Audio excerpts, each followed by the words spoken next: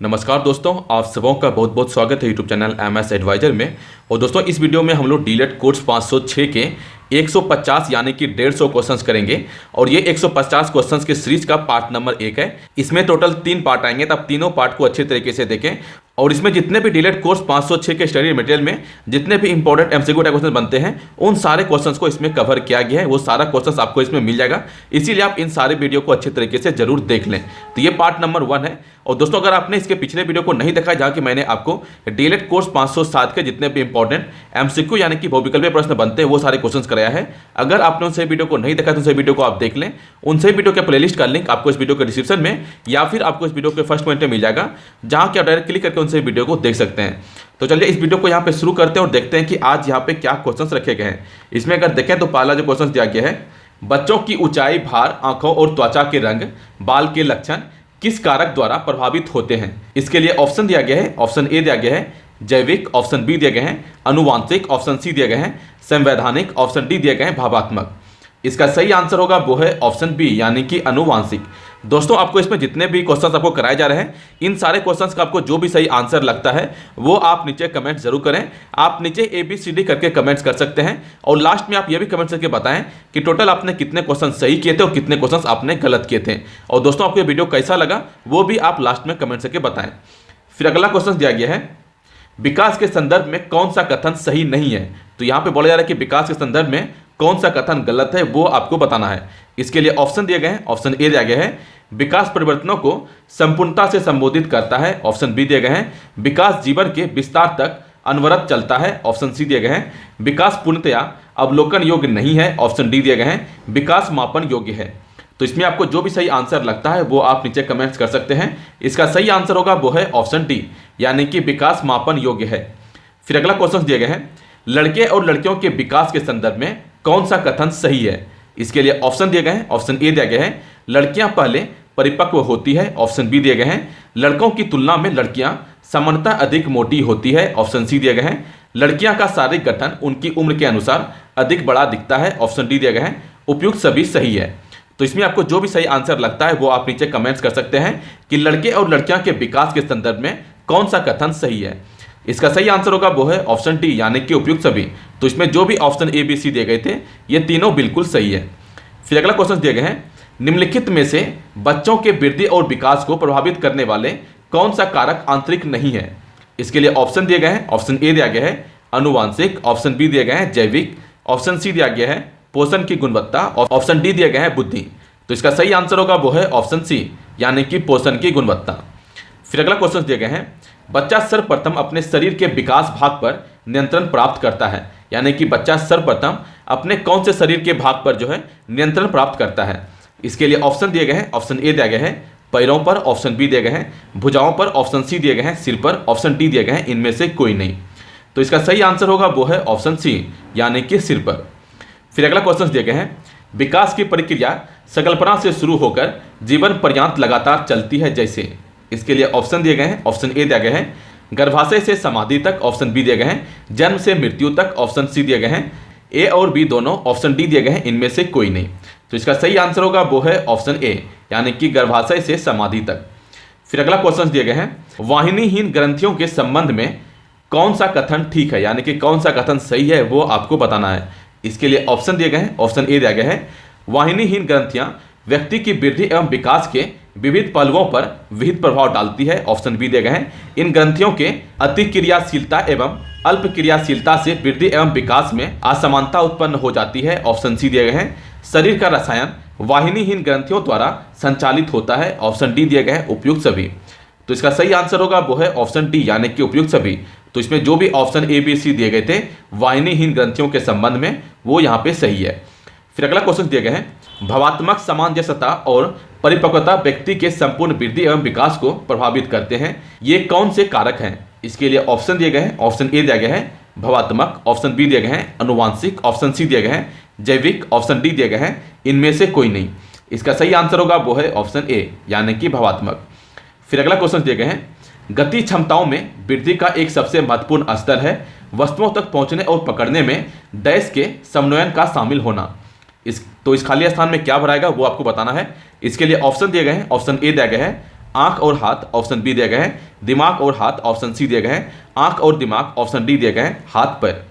तो इसका सही आंसर होगा वो है ऑप्शन ए यानी कि आंख और हाथ। फिर अगला क्वेश्चन दिया गया है, चरित्र का विकास निम्नलिखित में से किन कारणों पर निर्भर करता है। इसके लिए ऑप्शन दिए गए हैं, ऑप्शन ए दिया गया है व्यक्ति का जैविक बनावट, ऑप्शन बी दिया गया है भौतिक वातावरण, ऑप्शन सी दिया गया है सांस्कृतिक संपदा, ऑप्शन डी दिया गया है उपयुक्त सभी। तो इसका सही आंसर होगा वो है ऑप्शन डी यानी कि उपयुक्त सभी। तो इसमें जो भी ऑप्शन ए बी सी दिए गए थे ये तीनों बिल्कुल सही है। दोस्तों अगर आपने डीएलएड कोर्स 506 के सैंपल क्वेश्चंस के वीडियो को नहीं देखा है, जहां कि मैंने आपको 2 पार्ट में सैंपल क्वेश्चन पेपर कराए हैं, अगर आपने उस वीडियो को नहीं देखा है तो उस वीडियो को आप देख लें, क्योंकि वहां पर जितने भी इंपॉर्टेंट एमसीक्यू या फिर 5 मार्क्स या फिर 10 मार्क्स वाले क्वेश्चन बनते हैं वो सारे क्वेश्चन भी वहां पे कराए गए हैं। तो सैंपल क्वेश्चन पेपर को देखने के बाद आपको ये पता चल जाएगा कि किस तरह का आपसे एग्जाम में 5 मार्क्स या फिर 10 मार्क्स वाले क्वेश्चंस आपसे पूछे जा सकते हैं। और वहां पर जितने भी क्वेश्चंस कराए गए हैं वो सारे क्वेश्चंस काफी इंपॉर्टेंट क्वेश्चंस हैं जो कि आपके एग्जाम में पूछे जा सकते हैं, इसीलिए आप उन सारे वीडियो को जरूर आप देख लें। फिर अगला क्वेश्चन दिया गया है, स्नावयिक प्रणाली जो शरीर की गति संचालनों को नियंत्रित करता है किस क्षेत्र में बच्चे की वृद्धि एवं विकास को प्रभावित करता है। इसके लिए ऑप्शन दिए गए हैं, ऑप्शन ए दिया गया है मानसिक, ऑप्शन बी दिया गया है सामाजिक, ऑप्शन सी दिया गया है संज्ञानात्मक, ऑप्शन डी दिया गया है इनमें से कोई नहीं। तो इसका सही आंसर होगा वो है ऑप्शन सी यानी कि संज्ञानात्मक। फिर अगला क्वेश्चन दिया गया है, निम्नलिखित में से कौन सी विशेषता व्यक्तित्व से संबंधित नहीं है। इसके लिए ऑप्शन दिए गए हैं, ऑप्शन ए दिया गया है व्यक्तित्व स्थिर नहीं है गतिशील है, ऑप्शन बी दिया गया है व्यक्तित्व एक संपूर्ण इकाई की तरह कार्य करता है, ऑप्शन सी दिया गया है व्यक्तित्व पूरी तरह से सामाजिक है, ऑप्शन डी दिया गया है व्यक्तित्व का पर्यावरण से लगातार समायोजन। तो इसका सही आंसर होगा वो है ऑप्शन सी यानी कि व्यक्तित्व पूरी तरह से सामाजिक है। फिर अगला क्वेश्चन दिए गए हैं, नर और मादा जनन कोशिकाओं के संयोग से अंडाणु निषेचित होता है, निषेचित अंडाणु डैश के रूप में जाना जाता है। इसके लिए ऑप्शन दिए गए हैं, ऑप्शन ए दिया गया है युग्मनज, ऑप्शन बी दिया गया है गुणसूत्र, ऑप्शन सी दिया गया है कोशिका, ऑप्शन डी दिए गए हैं इनमें से कोई नहीं। तो इस खाली स्थान में क्या भरेगा वो आपको बताना है। इसका सही आंसर होगा वो है ऑप्शन ए यानी कि युग्मनज। फिर अगला क्वेश्चन दिया गया है, सबसे प्रमुख अनुवांशिक गुण जो हम बच्चों में पाते हैं। तो इसके लिए ऑप्शन दिए गए हैं, ऑप्शन ए दिया गया है सृजनात्मकता, ऑप्शन बी दिया गया है विषय आधारित अधिगम कौशलों के लिए सकारात्मक मनोवृत्ति, ऑप्शन सी दिया गया है चुनौतीपूर्ण मनोवृत्ति, ऑप्शन डी दिया गया है मनोवृत्ति में विविधता। तो इसका सही आंसर होगा वो है ऑप्शन बी यानी कि विषय आधारित अधिगम कौशलों के लिए सकारात्मक मनोवृत्ति। फिर अगला क्वेश्चन दिया गया है, निम्नलिखित में से कौन सा कारक अनुवांशिक के कारक हैं। इसके लिए ऑप्शन दिए गए हैं, ऑप्शन ए दिया गया है जीन, ऑप्शन बी दिया गया है शारीरिक उपस्थिति, ऑप्शन सी दिया गया है ऊंचाई, ऑप्शन डी दिया गया है उपयुक्त सभी। तो इसका सही आंसर होगा वो है ऑप्शन डी यानी कि उपयुक्त सभी। तो इसमें जो भी ऑप्शन ए बी सी दिए गए हैं ये तीनों बिल्कुल सही है। फिर अगला क्वेश्चन दिया गया है, अनुवांशिकता क्या है। तो इसके लिए यहाँ पे देखिए 2 यहाँ पे पॉइंट दिए गए हैं, जिसमें कि पहला पॉइंट दिया गया है निषेचित अंडाणु में उपस्थित संभावित विशेषताओं का संपूर्ण योग है। फिर दूसरा पॉइंट दिया गया है सभी विशेषताएं जिन्हें बच्चे ने अभिभावकों से वंशानुगत प्राप्त किया है। तो इन दोनों पॉइंट में से कौन सा पॉइंट सही है वो आपको बताना है। इसके लिए नीचे ऑप्शन दिए गए हैं, ऑप्शन ए दिया गया है सिर्फ 1 सही है, ऑप्शन बी दिया गया है सिर्फ 2 सही है, ऑप्शन सी दिया गया है 1 एवं 2 दोनों सही है, ऑप्शन डी दिया गया है दोनों में से कोई नहीं।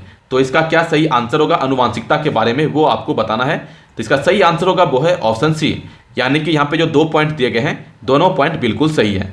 फिर अगला क्वेश्चन दिया गया है, ये fill in the blanks type question है, 2 पृथक अंडाणु के अंकुरन से उत्पन्न जुड़वां को डैश कहते हैं। इसके लिए ऑप्शन दिए गए हैं, ऑप्शन ए दिया गया है सहोदर, ऑप्शन बी दिया गया है समरूप जुड़वा, ऑप्शन सी दिया गया है भारतीय सुलभ जुड़वा, ऑप्शन डी दिया गया है इनमें से कोई नहीं। तो इसका सही आंसर होगा वो है ऑप्शन सी यानी कि भारतीय सुलभ जुड़वा। फिर अगला क्वेश्चन दिया गया है, मस्तिष्क की एक स्थिति जो अधिगमकर्ता के डैश पसंद नापसंद को व्यक्त करता है। इसके लिए ऑप्शन दिए गए हैं, ऑप्शन ए दिया गया है मनोवृत्ति, ऑप्शन बी दिया गया है अभिरुचि, ऑप्शन सी दिया गया है गुणसूत्र, ऑप्शन डी दिया गया है अनुवांशिकता। इसका सही आंसर होगा वो है ऑप्शन ए यानी कि मनोवृत्ति। फिर अगला क्वेश्चन दिया गया है, साधारण शब्दों में व्यक्तित्व किन चीज़ों से बनता है। इसके लिए ऑप्शन दिए गए हैं, ऑप्शन ए दिया गया है हम कैसे दिखते हैं, ऑप्शन बी दिए गए हैं हम कैसी वेशभूषा पहचानते हैं, ऑप्शन सी दिए गए हैं हम कैसे चलते हैं, ऑप्शन डी दिए गए हैं उपयुक्त सभी। तो इसका सही आंसर होगा वो है ऑप्शन डी यानी कि उपयुक्त सभी। तो इसमें जो भी ऑप्शन ए बी सी दिए गए थे ये तीनों बिल्कुल सही है। फिर अगला क्वेश्चन दिया गया है, किसने व्यक्तित्व को अंतमुखी व बहिमुखी संप्रतियों के रूप में माना है। इसके लिए ऑप्शन दिए गए हैं, ऑप्शन ए दिया गया है कार्ल जंग, ऑप्शन बी दिया गया है अल्फ्रेड एल्डर, ऑप्शन सी दिया गया है GW, ऑप्शन डी दिया गया है RB कैटल। तो इसका सही आंसर होगा वो है ऑप्शन ए यानी कि कार्ल जंग। फिर अगला क्वेश्चन दिया गया है, समरूप जुड़वा के संबंध में कौन सा कथन ठीक नहीं है, यानी कि कौन सा कथन गलत है वो आपको बताना है। इसके लिए ऑप्शन दिए गए हैं। ऑप्शन ए दिया गया है समरूप जुड़वा एक अंडाणु से विकसित होते हैं। ऑप्शन बी दिए गए हैं समरूप जुड़वा एक दूसरे के सदस्य होते हैं। ऑप्शन सी दिए गए हैं समरूप जुड़वा एक ही लिंग के होते हैं। ऑप्शन बी दिए गए हैं समरूप जुड़वा दो पृथक अंडाणु के अंकुरन से उत्पन्न होते हैं। तो इसका सही आंसर होगा वो है ऑप्शन डी, यानी कि समरूप जुड़वा दो पृथक अंडाणु के अंकुरन से उत्पन्न होते हैं। फिर अगला क्वेश्चन दिए गए हैं निम्नलिखित में से कौन व्यक्ति के गुण सिद्धांत के प्रतिपादक नहीं है। इसके लिए ऑप्शन दिए गए हैं। ऑप्शन ए दिया गया है GW आलपोर्ट। ऑप्शन बी दिए गए हैं RB कैटल। ऑप्शन सी दिए गए हैं सिगमंड फ्रायड। ऑप्शन डी दिए गए हैं HJ आइसेंक। तो इसका सही आंसर होगा वो है ऑप्शन सी, यानी कि सिगमंड फ्रायड। फिर अगला क्वेश्चन दिए गए हैं व्यक्तित्व के मनोविश्लेषण सिद्धांत के प्रतिपादक थे। तो इसके लिए ऑप्शन दिए गए हैं। ऑप्शन ए दिया गया है सिगमंड फ्रायड। ऑप्शन बी दिए गए हैं अल्फ्रेड एडलर। ऑप्शन सी दिए गए हैं कार्ल जंग। ऑप्शन डी दिए गए हैं HJ आइसेंक। तो इसका क्या सही आंसर होगा वो आप नीचे कमेंट्स कर सकते हैं। इसका सही आंसर होगा वो है ऑप्शन ए, यानी कि सिगमंड फ्रायड। फिर अगला क्वेश्चन दिए गए हैं, ये fill in the blanks type question है। कोशिकाएं जो अनुवांशिक सूचना को अभिभावक से बच्चे को देती हैं उन्हें डैश कहते हैं। इसके लिए ऑप्शन दिए गए हैं। ऑप्शन ए दिया गया है अंतर संबंध। ऑप्शन बी दिए गए हैं युग्मनज। ऑप्शन सी दिए गए हैं अनुवांशिकता। ऑप्शन डी दिया गया है गुणसूत्र। तो इसका सही आंसर होगा वो है ऑप्शन डी, यानी कि गुणसूत्र। फिर अगला क्वेश्चन दिए गए हैं कार्ल जंग के अनुसार मानसिक क्रियाकलाप कितने प्रभावी रूप लेते हैं। इसके लिए ऑप्शन दिए गए हैं। ऑप्शन ए दिया गया है 1। ऑप्शन बी दिया गया है 2। ऑप्शन सी दिया गया है 3। ऑप्शन डी दिया गया है 4। तो इसका सही आंसर होगा वो है ऑप्शन डी, यानी कि 4। फिर अगला क्वेश्चन दिए गए हैं फ्रायड की व्यक्तित्व रचना ईद अहम व सुपर अहम पर आधारित है। ईद के संबंध में कौन सा कथन ठीक है। इसके लिए ऑप्शन दिए गए हैं। ऑप्शन ए दिया गया है ईद पूर्णतः अचेतन है। ऑप्शन बी दिए गए हैं ईद व्यक्तित्व का प्राथमिक पहलू है। ऑप्शन सी दिए गए हैं ईद अंधी प्रवृत्तियों का समूह है। ऑप्शन डी दिए गए हैं उपयुक्त सभी। तो इसका सही आंसर होगा वो है ऑप्शन डी, यानी कि उपयुक्त सभी। तो इसमें जो भी ऑप्शन ए बी सी दिए गए थे ये तीनों बिल्कुल सही है। फिर अगला क्वेश्चन दिए गए हैं निम्नलिखित में से कौन सी विशेषता बहुमुखी नहीं है। तो इसके लिए ऑप्शन दिए गए हैं। ऑप्शन ए दिया गया है ईमानदार। ऑप्शन बी दिए गए हैं लोकप्रिय। ऑप्शन सी दिए गए हैं मैत्रीपूर्ण। ऑप्शन डी दिए गए हैं वाक कुशलता। तो इसका सही आंसर होगा वो है ऑप्शन ए, यानी कि ईमानदार। फिर अगला क्वेश्चन दिए गए हैं निम्नलिखित में से कौन सी विशेषताएं अंतःमुखी व्यक्तित्व से संबंधित है। इसके लिए ऑप्शन दिए गए हैं। ऑप्शन ए दिया गया है लचीलापन रहित। ऑप्शन बी दिए गए हैं विनम्र। ऑप्शन सी दिए गए हैं ईमानदार। ऑप्शन डी दिए गए हैं उपयुक्त सभी। तो इसका सही आंसर होगा वो है ऑप्शन डी, यानी कि उपयुक्त सभी। तो इसमें जो भी ऑप्शन ए बी सी दिए गए थे ये तीनों बिल्कुल सही है। फिर अगला क्वेश्चन दिए गए हैं किसके अनुसार व्यक्तित्व चेतन अहम, व्यक्तिगत अचेतन और समुदाय अचेतन पूर्ण व्यक्तित्व के 3 घटक हैं। इसके लिए ऑप्शन दिए गए हैं। ऑप्शन ए दिया गया है अल्फ्रेड एडलर। ऑप्शन बी दिए गए हैं कार्ल जंग। ऑप्शन सी दिए गए हैं सिगमंड फ्रायड। ऑप्शन डी दिए गए हैं प्याजे। तो इसका सही आंसर होगा वो है ऑप्शन बी, यानी कि कार्ल जंग। फिर अगला क्वेश्चन दिए गए हैं निम्नलिखित में से कौन से कारक व्यक्तित्व के विकास के उत्तरदायी कारक हैं। इसके लिए ऑप्शन दिए गए हैं। ऑप्शन ए दिया गया है अवधारणा। ऑप्शन बी दिए गए हैं अभिप्रेरणा। ऑप्शन सी दिए गए हैं अभिवृत्तियां और मूल्य। ऑप्शन डी दिए गए हैं उपयुक्त सभी। तो इसका सही आंसर होगा वो है ऑप्शन डी, यानी कि उपयुक्त सभी। तो इसमें जो भी ऑप्शन ए बी सी दिए गए थे ये तीनों बिल्कुल सही है। फिर अगला क्वेश्चन दिए गए हैं पुस्तकों व पत्रिकाओं में रुचि किस व्यक्तित्व से संबंधित है। इसके लिए ऑप्शन दिए गए हैं। ऑप्शन ए दिया गया है अंतमुखी। ऑप्शन बी दिए गए हैं बहुमुखी। ऑप्शन सी दिए गए हैं ए और बी दोनों। ऑप्शन डी दिए गए हैं इनमें से कोई नहीं। तो इसका सही आंसर होगा वो है ऑप्शन ए, यानी कि अंतमुखी। फिर अगला क्वेश्चन दिए गए हैं ब्लूम के वर्गीकरण के अनुसार निम्न स्तरीय चिंतन कौशल कौन से हैं। इसके लिए ऑप्शन दिए गए हैं। ऑप्शन ए दिया गया है ज्ञान। ऑप्शन बी दिया गया है समझ। ऑप्शन सी दिया गया है प्रयोग। ऑप्शन डी दिया गया है उपयुक्त सभी। तो इसका सही आंसर होगा वो है ऑप्शन डी, यानी कि उपयुक्त सभी। तो जो भी इसमें ऑप्शन ए बी सी दिए गए थे ये तीनों बिल्कुल सही है। फिर अगला क्वेश्चन दिए गए हैं ये प्रकृति में पुराने अनुभव है या वह भंडार है जिसमें से बाकी सभी व्यवस्थाएं उदय होती है। उपयुक्त कथन निम्न में से किससे संबंधित है। इसके लिए ऑप्शन दिए गए हैं। ऑप्शन ए दिया गया है चेतन अहम। ऑप्शन बी दिए गए हैं सामूहिक अचेतन। ऑप्शन सी दिए गए हैं व्यक्तिगत अचेतन। ऑप्शन डी दिए गए हैं इनमें से कोई नहीं। तो इसका सही आंसर होगा वो है ऑप्शन बी, यानी कि सामूहिक अचेतन। फिर अगला क्वेश्चन दिए गए हैं निम्नलिखित में से कौन सी विशेषताएं बच्चों में स्वयं की अवधारणा को प्रभावित करते हैं। इसके लिए ऑप्शन दिए गए हैं। तो इसका सही आंसर होगा वो है ऑप्शन डी, यानी कि उपयुक्त सभी। तो इसमें जो भी ऑप्शन ए बी सी दिए गए थे ये तीनों बिल्कुल सही है। फिर अगला क्वेश्चन दिए गए हैं शिक्षक को अभिप्रेरणा की किस तकनीक को प्रयोग में लाना चाहिए? इसके लिए ऑप्शन दिए गए हैं। ऑप्शन ए दिया गया है आकर्षक भौतिक वातावरण, ऑप्शन बी दिए गए हैं सुदृढ़ीकरण, ऑप्शन सी दिए गए हैं सफलता का अनुभव, ऑप्शन डी दिए गए हैं उपयुक्त सभी। तो इसका सही आंसर होगा वो है ऑप्शन डी यानी कि उपयुक्त सभी। तो इसमें जो भी ऑप्शन ए बी सी दिए गए थे ये तीनों बिल्कुल सही है। फिर अगला क्वेश्चन दिए गए हैं परिहास करना, त्योरियां चढ़ना, गुस्सा दिखाना किस सुदृढ़ीकरण के अंतर्गत आते हैं? इसके लिए ऑप्शन दिए गए हैं। ऑप्शन ए दिया गया है नकारात्मक मौखिक, ऑप्शन बी दिए गए हैं नकारात्मक गैर मौखिक, ऑप्शन सी दिए गए हैं सकारात्मक गैर मौखिक, ऑप्शन डी दिए गए हैं सकारात्मक मौखिक। तो इसका सही आंसर होगा वो है ऑप्शन बी यानी कि नकारात्मक गैर मौखिक। फिर अगला क्वेश्चन दिए गए हैं विद्यार्थियों में मूल्य शिक्षा विकसित करने के लिए कौन सा माध्यम सही है? इसके लिए ऑप्शन दिए गए हैं। ऑप्शन ए दिया गया है प्रार्थना सभा, ऑप्शन बी दिए गए हैं नाटक तथा एकांकी, ऑप्शन सी दिए गए हैं पाठ्यक्रम की पुनः व्यवस्था, ऑप्शन डी दिए गए हैं उपयुक्त सभी। तो इसका सही आंसर होगा वो है ऑप्शन डी यानी कि उपयुक्त सभी। तो इसमें जो भी ऑप्शन ए बी सी दिए गए हैं ये तीनों बिल्कुल सही है। फिर अगला क्वेश्चन दिए गए हैं निम्नलिखित टेस्ट व्यक्तिगत मूल्यांकन के किस विधि से संबंधित है? तो जो भी यहाँ पे टेस्ट दिए गए हैं तो ये व्यक्तिगत मूल्यांकन के किस विधि से संबंधित है वो आपको बताना है। तो नीचे यहाँ पे टेस्ट का नाम देख सकते हैं। टेस्ट यहाँ पे दिया गया है बीजी टेस्ट, ब्लैंकी चित्र test, cloud picture test, thematic test. तो ये सभी जो यहाँ पे टेस्ट के नाम दिए गए हैं ये सारे टेस्ट जो है व्यक्तित्व मूल्यांकन के किस विधि से संबंधित है वो आपको बताना है। इसके लिए ऑप्शन दिए गए हैं। ऑप्शन ए दिया गया है वस्तुनिष्ठ विधियाँ, ऑप्शन बी दिए गए हैं व्यक्तिपरक विधियाँ, ऑप्शन सी दिए गए हैं प्रक्षेपी विधियाँ, ऑप्शन डी दिए गए हैं इनमें से कोई नहीं। तो इसका सही आंसर होगा वो है ऑप्शन सी यानी कि प्रक्षेपी विधियाँ। फिर अगला क्वेश्चन दिए गए हैं सोचना सबसे मुश्किल कार्य है, शायद यही कारण है कि इतने कम लोग इसमें भाग लेते हैं। तो ये किनके द्वारा बोला गया है वो आपको बताना है। इसके लिए ऑप्शन दिए गए हैं। ऑप्शन ए दिया गया है हेनरी फोर्ड, ऑप्शन बी दिए गए हैं गैरेट, ऑप्शन सी दिए गए हैं ब्लू, ऑप्शन डी दिए गए हैं प्याजे।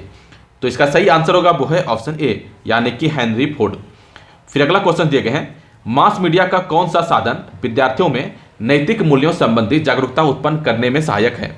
इसके लिए ऑप्शन दिए गए हैं। ऑप्शन ए दिया गया है अखबार, ऑप्शन बी दिए गए हैं दूरदर्शन, ऑप्शन सी दिए गए हैं रेडियो, ऑप्शन डी दिए गए हैं उपयुक्त सभी। तो इसका सही आंसर होगा वो है ऑप्शन डी यानी कि उपयुक्त सभी। तो इसमें जो भी ऑप्शन ए बी सी दिए गए थे ये तीनों बिल्कुल सही है।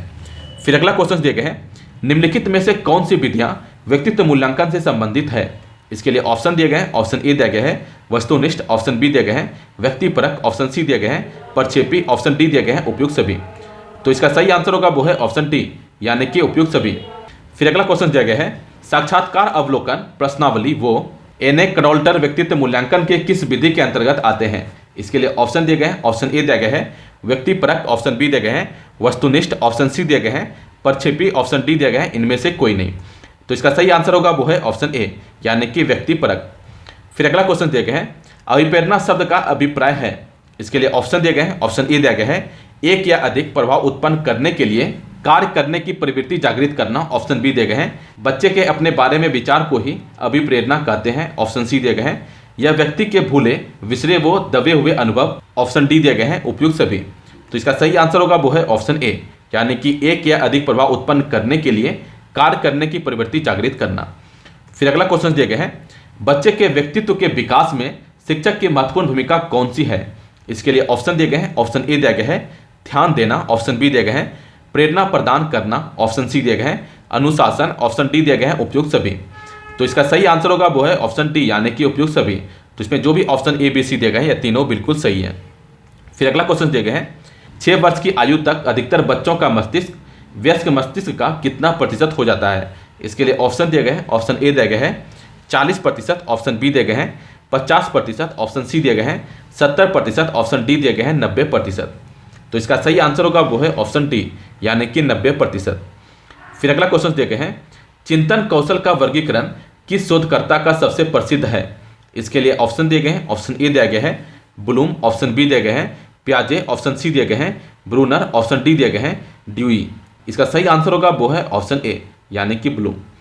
फिर अगला क्वेश्चन दिए गए हैं ब्लूम के वर्गीकरण के अनुसार निम्नलिखित में से कौन उच्च स्तरीय चिंतन कौशल नहीं है?